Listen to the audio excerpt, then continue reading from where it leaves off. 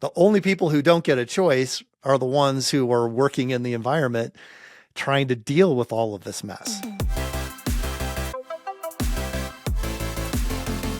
What can Christian parents do as it would relate to public schools? We talked about how this has captured our institution, but I meet regularly when I go speak at conferences. I meet public school teachers, people who work in public schools, bus drivers, and they're feeling the pressure to capitulate, to use the pronouns, to put the sticker on their door.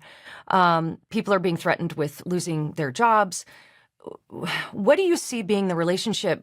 I mean, should we just completely leave the public schools? Or I know that's not an option for everybody. What should concerned citizens, Christian people do as it relates to what's going on in the public schools?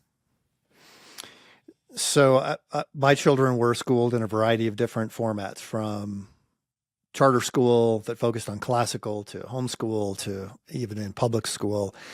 And I'm pretty sure that I would not ever, if they were to grow up again, if I had younger children, I wouldn't put them in there. Now, but you're right. Well, so the Christian school, some Christian schools cost $18,000 a year. Some are less, but it's really difficult for a family to try to imagine that there would be an alternative that they could afford. A lot of families are moving toward homeschooling. I want to encourage all of those alternatives. Alternatives make every educational system better. When people are choosing something other than the public schools have to improve. So that's important to understand. So you've got people who work in the school, they're teachers, they're bus drivers or whatever. It's going to be really important, Alisa, and this is probably a whole other conversation, for them to assert the significance of their conscience. All right? Because a lot of people say, oh, no, everybody gets to decide their own gender, but you, because you work in the school, you must affirm the way we are saying it must be approached. So the only people who don't get a choice are the ones who are working in the environment trying to deal with all of this mess. Yeah. So they have to be able to say, as a matter of conscience, I'm going to refrain from giving you my pronouns. As a matter of conscience, I am not going to read this book to the children in the class. Conscience is protected speech. Okay. Nobody can make you think thoughts that you don't think. That's a violation of the Constitution, and the legal protections are there. But you have to be able to say, I understand this is very important to you. I understand that you feel like this is going to make society better. In my conscience, I cannot grapple with that. I'm not there. And I just ask you to respect my conscience as well as respect what you consider to be the identities of other people.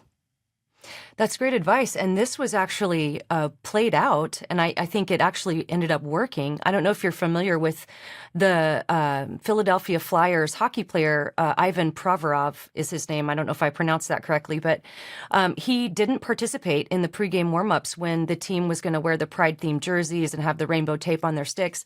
And I watched the news footage of them asking him about it. And he just made the most simple statement. And it goes along with what you just said. He kind of appealed to conscience. He said, I respect everybody and I respect everybody's choices. My choice is to stay true to myself and my religion. That's all I'm going to say. And you know what I thought was such a great example of what he did is that really is all he said. They tried to come back around. Like they asked him, a few reporters asked him about the game and he answered, and then someone else tried to bring this back. And he was just like, that's all I'm going to say. I'm not going to comment further. And what was so interesting, Jeff, I followed the story for a while. In fact, Natasha and I recorded an Unshaken Faith podcast episode just about this because it was interesting to see that it started catching on everywhere else. Other players started declining to wear the jerseys. And then whole teams said, it's okay, you don't have to wear the jerseys.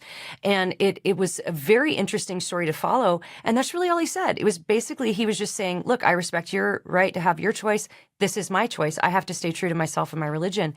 And I thought he was going to be canceled. I thought, oh goodness, this guy. But it was almost like the activists kind of didn't know what to do about it. There were some hit pieces and things like that. But for the most part, it worked. So I think that's really good advice.